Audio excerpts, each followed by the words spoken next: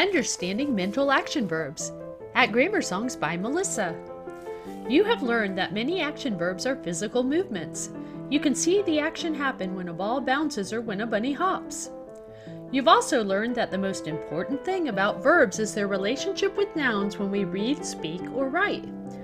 Even the coolest noun can do nothing without a verb to provide the action. I'm such a cool noun. I just can't seem to do anything. Thank goodness, I see a verb. Up, up, and away! I can't even fly without verbs. Understanding action verbs is easy when you can witness physical action using your senses. But what if I told you that not all action verbs show physical movement? Many action verbs involve mental actions that cannot be witnessed with your senses. Here, let me explain. This boy is performing an action verb even though he is not physically moving. Very good if you say he is standing, because that is a physical action verb, but he is also performing a mental action verb that you cannot see. Do you know what it is? He is thinking. You can look at his body posture and expression for clues, but you can't actually see someone think. Thinking is a mental action. Other mental action verbs can include understand, believe, dream, discover, forgive, love, and consider, to name a few. Basically, if you perform the action with your body, it's a physical action verb, and if you perform the action with your brain, it's a mental action verb. Hey, I think I understand. That's because you're using your brain right now. Think and understand are mental action verbs too. See how important they are? Now that you know that mental action verbs are actions performed by your brain, let's see if you can find the verbs in some sentences.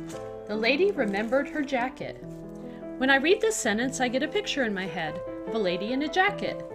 A lady is a person and a jacket's a thing, so they are the nouns in my sentence. So where's my verb? What mental action happened inside the lady's brain? Remembered. When you remember something, it happens in your brain. Remember is the verb in this sentence. Let's try another sentence. The sleepy student dreamed about the beach. When I read this sentence, I get a picture in my head of a student and a beach.